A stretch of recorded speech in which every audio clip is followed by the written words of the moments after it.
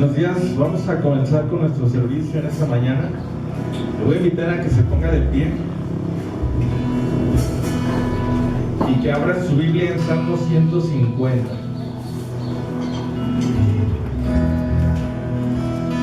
Vamos a leer alternadamente del versículo 1 al versículo 6.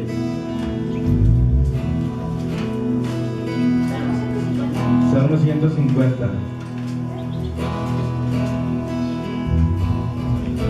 Dice, ¿ya lo tiene? Dice, alabad a Dios en su santuario, alabadle en la magnificencia de su firmamento. Alternadamente,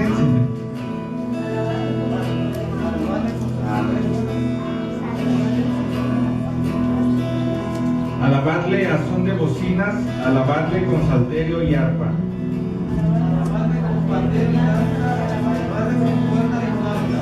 Alabadle con címbalos resonantes, alabadle con címbalos de júbilo. Todo lo que respire, alabe a Jehová. Todo lo que respire, alabe a Jehová. Nos hemos congregado en este día para darle la honra y la gloria solo a Él. Vamos a cantarle.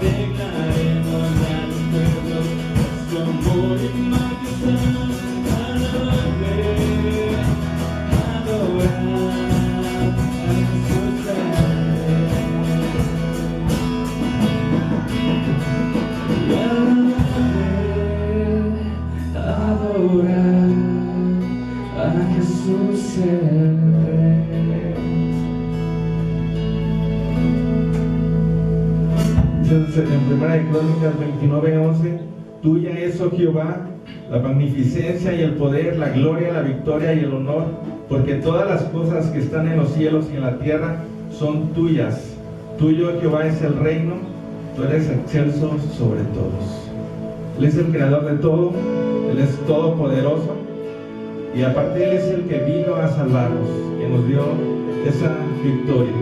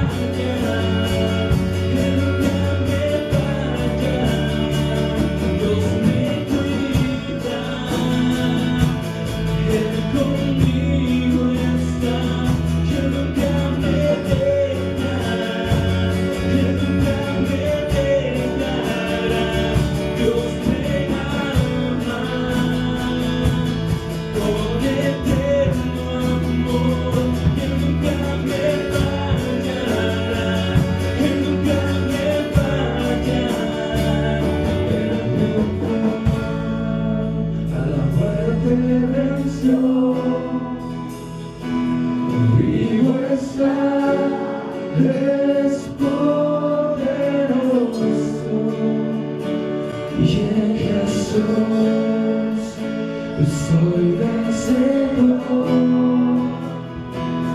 Nuestro Dios es poderoso y Él venció a la muerte venció.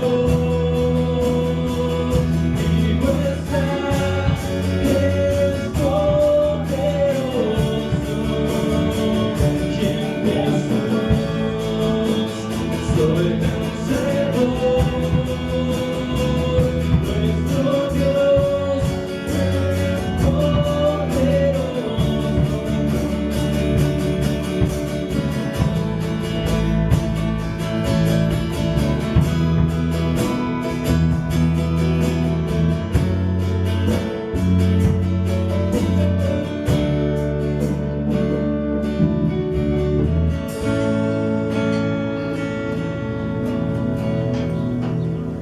En Efesios 2, 4, 5, pero Dios, que es rico en misericordia, por su gran amor por nosotros, nos dio vida con Cristo, aun cuando estábamos muertos en pecados. Por gracia hemos sido salvados.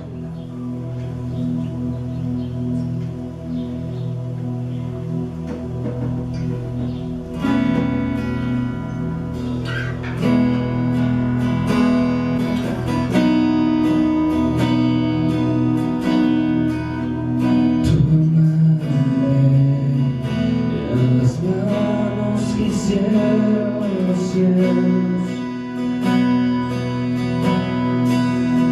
hallarme en la gracia que me redimió, del lodo me sacó, mis pasos afirmó. Su nombre Él me dio, corazón restauró. Eres rey, de rodillas proclamo tu gloria. Y de pie, sin temor ahora puedo cantar. Del lodo me sacó, mis pasos afirmó. Su nombre Él me dio, corazón restauró.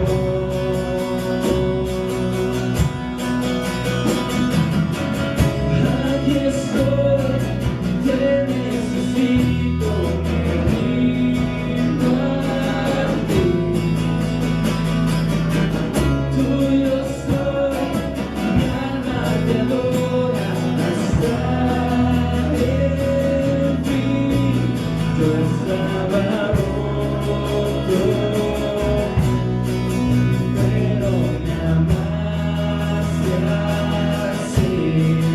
Tu gracia me alcanzó, mi pecado borró. Por gracia que derrotó para siempre la muerte, y quitó toda mi vergüenza y dolor. Partió el velo en dos, la piedra Él movió. Jesús se levantó, junto a Él me sentó, y aquí estoy. Aquí estoy, te necesito, me rindo a ti. Tuyo soy, mi alma te adora hasta el fin. Yo estaba roto, pero me amaste.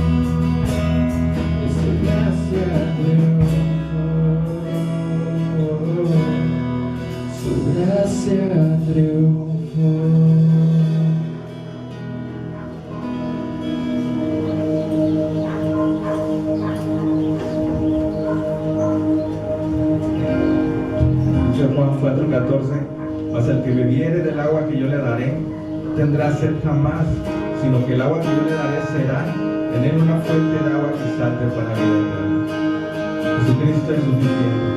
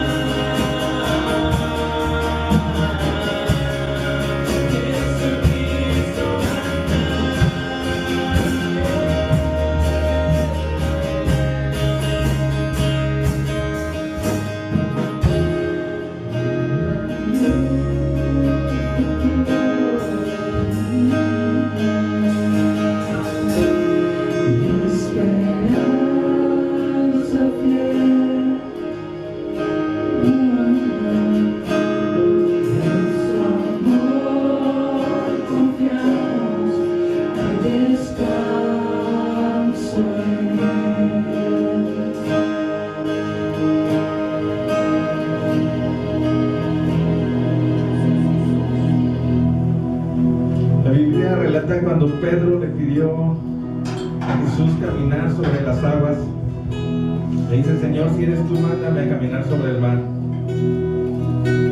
Jesús muchas veces nos hace caminar sobre las aguas. Ahí menciona la historia que cuando se sintieron los fuertes vientos, Pedro tuvo miedo, que desvió su mirada de Jesús. No quitemos nuestra vista de Cristo.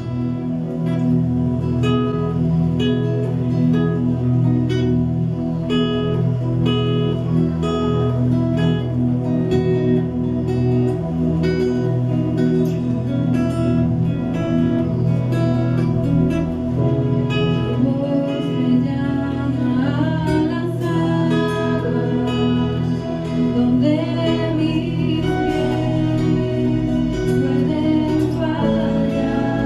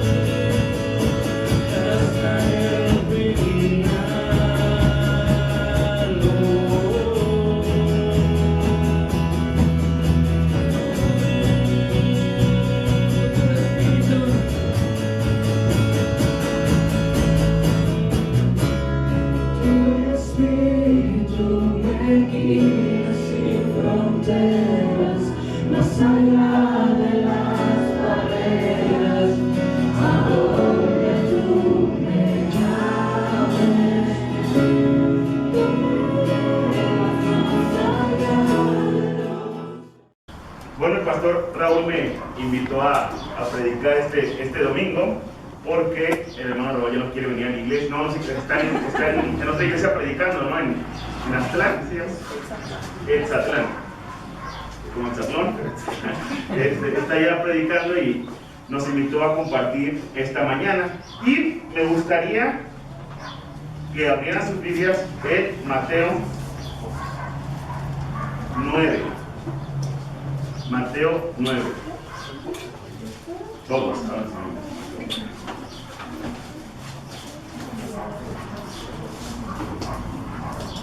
Ok. En Mateo 9. Me van a grabar para mandárselo al pastor. Mateo capítulo 9. Y me gustaría también preguntarles, ¿saben qué se celebra pronto? ¿Y qué es la Semana Santa, Tirsa?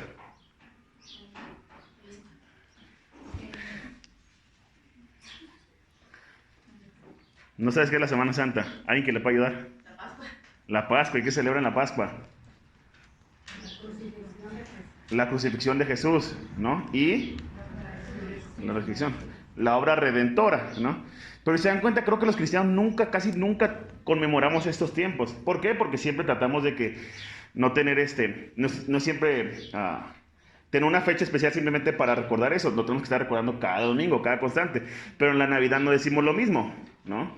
En la Navidad sí lo recordamos porque pues hay aguinaldo y hay regalos y hay comida, ¿no? En la Semana Santa a veces la pasamos desapercibida, cuando yo creo que es la semana más importante para nosotros, ¿no? Es la oportunidad más grande que tenemos para compartir el Evangelio. ¿Por qué? Porque se trata de la obra redentora, ¿no? De que Cristo vino, Cristo murió y Cristo resucitó.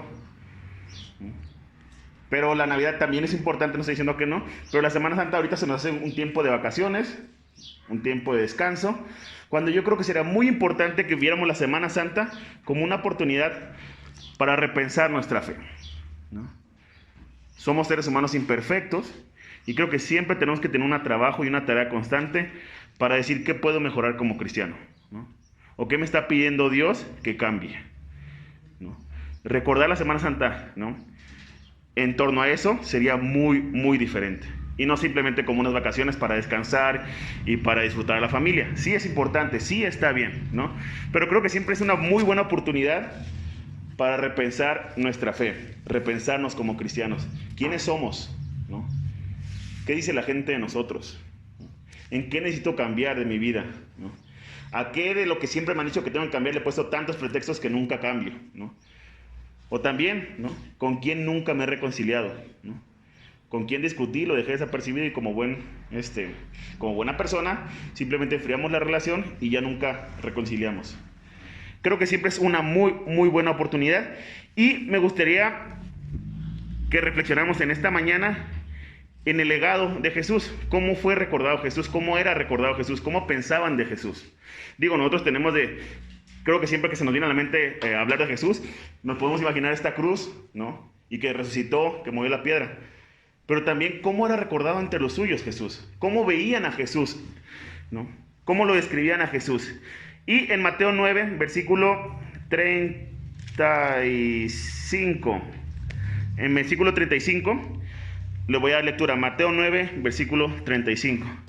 Dice, recorría Jesús todas las ciudades y todas las aldeas, enseñando en las sinagogas de ellos y predicando el evangelio del reino, y sanando toda enfermedad y toda dolencia en el pueblo. Y yo me pregunto, ¿cómo nos recordarán nosotros como cristianos? ¿No? Bueno, yo voy a ser el gordito simpático siempre, ¿no? Pero ¿cómo nos recordarán como cristianos? Ellos iban todos los domingos a la iglesia, ¿no? Siempre nos cancelaban porque todos los domingos tenían que ir a la iglesia. ¿Y qué más hacían? ¿No? ¿Qué tenemos nosotros o cómo vamos a ser recordados? ¿No? Los cristianos de ahora. Empieza diciendo, recorría Jesús todas las ciudades y aldeas, ¿no? ¿Qué implica recorrer? ¿Qué implica eso? A veces lo leemos y nos damos cuenta que Jesús se dio el tiempo para conocer las ciudades, para conocer las aldeas, para acercarse a nosotros, ¿no? Porque Jesús fácil pudo haber hecho su plan desde un monte y simplemente quedarse ahí y estar predicando todos los días, ¿no? Cantando Jesucristo basta. Pero no fue así. Él se movía de un lugar a otro, recorría, conocía las necesidades, ¿no? implicaba salir de la zona de confort, ¿no? Y como decía el canto, ¿no? Donde mis pies pueden fallar, ¿no? Y se acuerdan también cómo a Moisés, cuando Dios le habla, Dios lo mueve a su zona de confort, ¿no? Le pide que se quite las sandalias. Imagínense quitarse las sandalias ahorita. Si se la quita Tirsa va a oler muy feo, ¿no? Pero si nos la quitamos vamos a sentirnos incómodos, ¿no? Dios siempre nos lleva a movernos, ¿no? A salir de nuestra zona de confort. ¿Por qué? Porque es importante conocer, ¿no? Por ejemplo, no es lo mismo a Raúl, que lo conozco desde 2012, ¿no? Que lo conocía y sabía que era famoso y es todo una estrella. Pero no es lo mismo lo que conozco de Raúl que lo que conozco ahora después de haber ido a comer a su casa como 5, 6, 7, 8 veces, ¿no? Ya conozco cuáles son, cómo es Raúl de verdad. No, pero ya conozco más a Raúl, ¿no? Porque me he movido y he estado con él, ¿no? Y así Jesús también conocía las necesidades de su pueblo, conocía las necesidades de nosotros. Dios pudo haber no venido, pero vino a conocernos, vino a estar entre nosotros, vino a enseñarnos, ¿no? Y a veces creo que no valoramos eso, ¿no? Que Jesús recorría tiene que ver con que Jesús se aproximaba a nosotros, ¿no? Y a veces nosotros simplemente nos acercamos a los nuestros, a nuestra familia, y de ahí nos salimos, ¿no? Y que Jesús le pregunta, ¿quién es tu familia? Todos aquellos que hacen la voluntad del Padre. Pero Jesús se movía de un lugar a otro para conocer las necesidades de su pueblo. ¿Qué dice más adelante? Enseñando en las sinagogas de ellos. Jesús enseñaba en las sinagogas de ellos, ¿no? Y predicaba el evangelio del reino. ¿Qué tiene que ver con esto? ¿Qué tiene que ver esto? Porque es importante. Hay muchos textos que hablan de Jesús también que no están en la Biblia, ¿no? Hay textos históricos que hablan de Jesús, ¿no? Tenemos al historiador del primer siglo, Flavio Josefo, que cita mucho a Jesús como un personaje histórico, ¿no? ¿Cuál fue su papel y cómo eso? Y de hecho, hay un personaje que a lo mejor algunos lo conocen, un caricaturista famoso que murió hace como 2, 3 años, de aquí de México, que se llama Ríos, ¿no? Que él explica mucha historia, mucha filosofía en puras caricaturas, ¿no? Incluso, un filósofo ateo, él cuando empieza a hablar de Aristóteles, de Sócrates, y cuando habla de Jesús, dice lo siguiente: Jesús era un profeta que tenía muchos seguidores, ¿no? Y digo, no me voy a poner a pelear con él porque ya está muerto, ¿no? Que era solo un profeta, ¿no? Que tenía muchos seguidores. Pero ¿qué decía? La gente lo seguía porque todo lo que hacía, todo lo que decía, lo hacía, ¿no?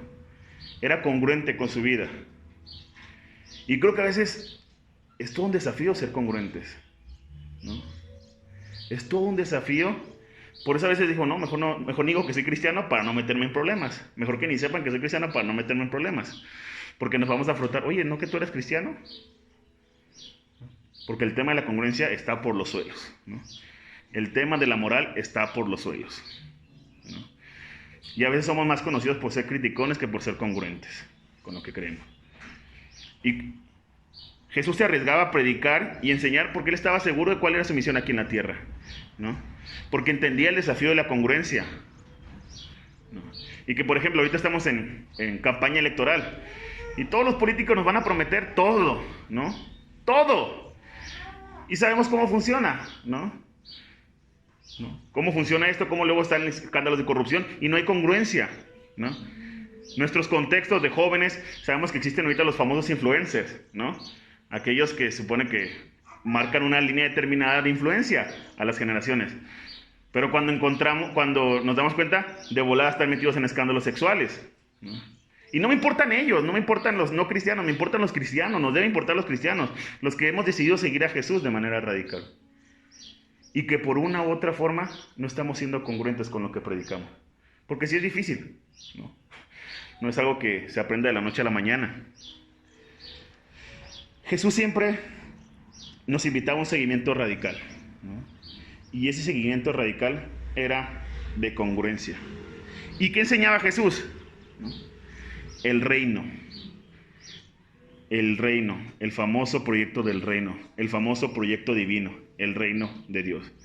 Y que se dedicó toda su vida a enseñar el reino, ¿no? Incluso casi todas las parábolas que Jesús hacía, todas las figuras que Jesús tenía, siempre decía el reino de Dios semejante a, ¿no? Porque a veces no se podía explicar tenía que ser con cosas tan sencillas para que la gente lo pudiera entender, lo pudiéramos entender. Y ahorita, ¿en dónde está el reino? ¿En qué estamos cayendo como cristianos? ¿No? Y de hecho este texto, se dan cuenta, abajito es el texto que conocemos mucho como la mies es mucha y los obreros pocos, ¿no? Y es un desafío enorme. Y por último, dice, recorría Jesús todas las ciudades y todas las aldeas, enseñando las sinagogas de ellos y predicando el evangelio del reino. Y dice, y sanando toda enfermedad y toda dolencia en el pueblo. ¿Cómo podemos nosotros sanar toda enfermedad o decir que somos cristianos y oramos por nuestro país si no conocemos lo que le duele a nuestro país, a nuestro contexto, a nuestro vecino, a nuestros compañeros? ¿No?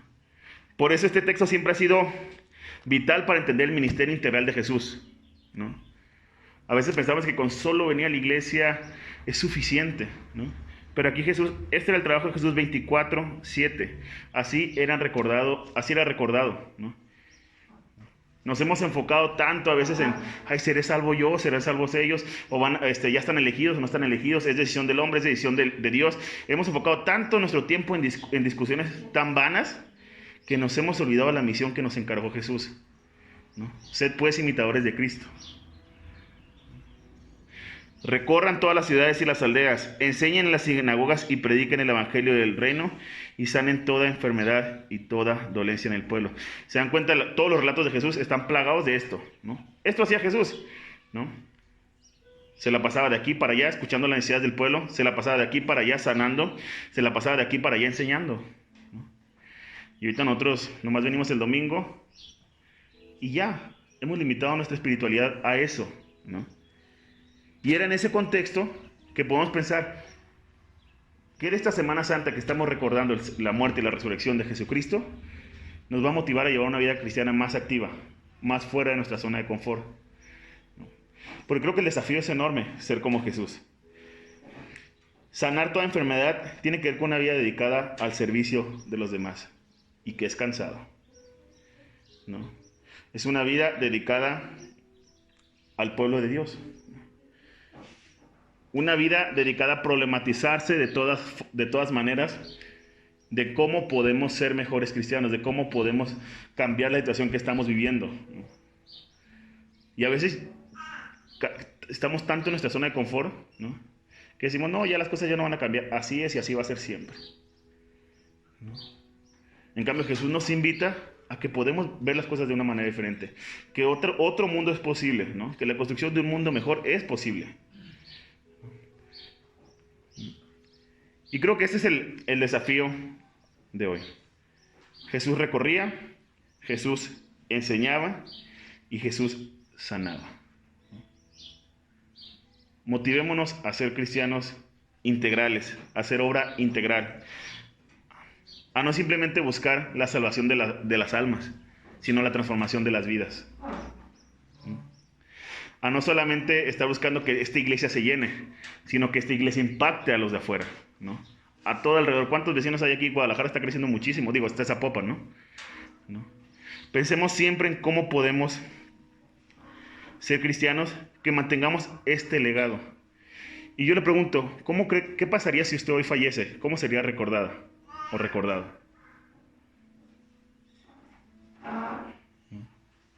¿Qué diría la gente de uno o de una si en dado caso hoy Dios decidiera llamarnos a su presencia? Jesús falleció, Jesús murió y resucitó para que nosotros fuéramos salvos. ¿De qué manera estamos viendo nuestra salvación? ¿Una salvación personal? ¿Una salvación de solo me importa que yo esté bien y los demás no me importan? ¿O una salvación integral a como Jesús nos invita, ¿no? Una salvación que conoce las necesidades, que se mueve, que está de aquí para allá, que está activa, ¿no? Una salvación que se predica, ¿no? Que se proclama, pero también una salvación que sana, ¿no? Que busca sanar las necesidades de su pueblo, ¿no? Y en la semana platicaba con Fanny y con Eli, estos dos amigos que tengo aquí enfrente, sobre que a veces como cristianos tenemos varias frases para evadir el problema, ¿no? Cuando alguien dice que está en necesidad, voy a estar orando por ti, ¿no? Y esta frase se vuelve así como evadimos el problema porque pues ya a veces ni oramos por ellos, ¿no? Cuando a veces la respuesta de Dios está en la alacena de tu casa, poder compartir un plato de frijol, un plato de comida, ¿no? Pensemos en cuestiones más prácticas, así como Jesús. Jesús sanaba las cosas prácticas. Jesús no le decía, no llegó un cojo y le decía, no, voy a estar orando por ti. Jesús lo atendió, lo sanaba. En el contexto del reino. En el contexto donde se proclamaba y se enseñaba el evangelio del reino. Vamos a orar para cerrar este tiempo. Dios, gracias por esta mañana, gracias por la oportunidad que nos das de meditar en tu palabra. Permítenos ser seguidores íntegros tuyos, Señor. Permítenos ser desafiados por tu palabra, de tal modo que queramos ser como tú. Nuestro mundo vive un tiempo muy, muy difícil, muy violento, donde la paz, donde tu shalom tiene que hacerse presente. Tú estás llamando a cristianos y cristianas que estén comprometidos con tu mensaje, con tu proyecto. Permítenos ser de esos seguidores que queremos hacer solo tu voluntad aquí en la tierra.